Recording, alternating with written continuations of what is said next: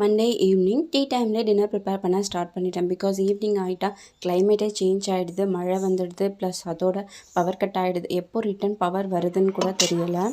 So baby வச்சுட்டு நம்ம night டைமில் எதுவும் சிரமப்பட முடியாது அப்படின்றதுனால டீ வைக்கும்போதே side by side dinner prepare பண்ண ஸ்டார்ட் பண்ணிட்டேன்.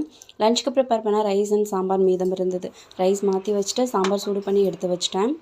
டீ வைக்கும்போதே சைடில் உருளைக்கிழங்கு பாயில் பண்ண வச்சிட்டேன். அதோட மிக்ஸி ஜாரில் அரைக்க வேண்டிய தேங்காய் பொட்டுக்கல்ல சோம்பு 3 அரைச்சி எடுத்து வச்சிட்டேன்.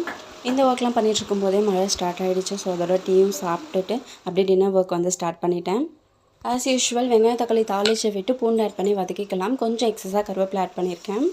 உருளைக்கிழங்கு ஆட் பண்ணதும் கொஞ்சம் ட்ரையாக சப்பாத்தியில் வச்சு சாப்பிட பிடிக்கும் அப்படின்றவங்க இதிலே உப்பு காரெல்லாம் ஆட் பண்ணிட்டு ஸ்டாப் பண்ணிக்கலாம். உருளைக்கிழங்கு வச்சு சாப்பிட்ட அதுவும் ஸ்டஃப் பண்ணி சாப்பிடும்போது இன்னுமே டேஸ்ட் சூப்பராக இருக்கும். பட் எனக்கு பர்சனலாக சப்பாத்திக்கு நிறையா குருமா ஆட் பண்ணி சாப்பிட ரொம்ப பிடிக்கும். ஸோ நான் கொஞ்சம் வாட்டர் கன்சிஸ்டன்சியாக ரெடி பண்ணிக்கிட்டேன்.